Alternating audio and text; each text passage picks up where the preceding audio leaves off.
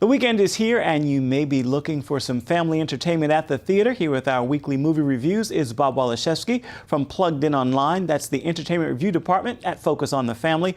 Bob, let's start with Insurgent, the second film in the Divergent series. Is that one safe for teens? Well, we'll start with our rating. We gave it a 2.5 out of 5. The first Divergent movie we gave a 3. I think that's on the bubble. This one's not even at the bubble level.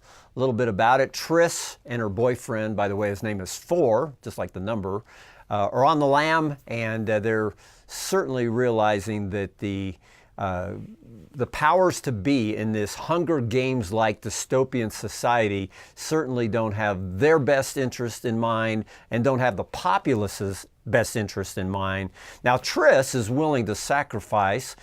She is actually a very interesting, positive character.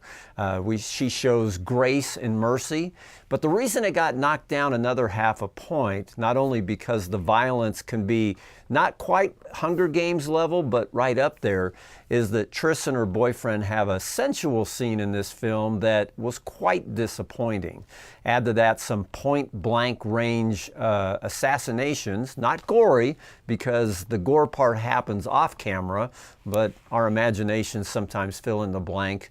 And I think that 2.5 out of 5 is the justified rating on this one. All right, well, just before the break, we heard about the new Christian film called Do You Believe? What'd you think of it?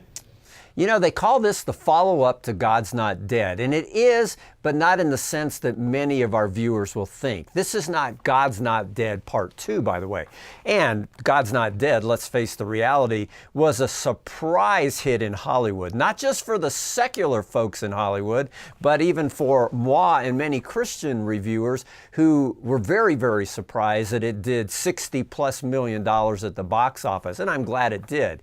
This one, however, follows a pastor who encounters a man carrying a cross in Chicago. The gangbangers say, ask that man, are you ready to die? And he says, yes, he is. It challenges that pastor in his own faith. In other words, this film is taking the scripture about faith without works is dead and puts that on display on the screen so that it might inspire all of us to think, okay, I have faith, but what do I do next? We like this film a lot. We gave it a hearty 4.5 out of 5 for family friendliness, and I'm glad that families have something in the faith-based space this weekend at the theaters. Indeed. Well, we know that Cinderella has been a big hit at the box office. Remind us real quick why you liked it so much.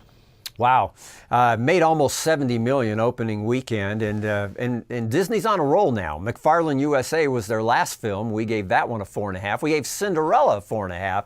Well, I like it not only because it tells the classic tale that Disney did so well in the animated version, but in this version, they really highlight 2 virtues: kindness and being courageous.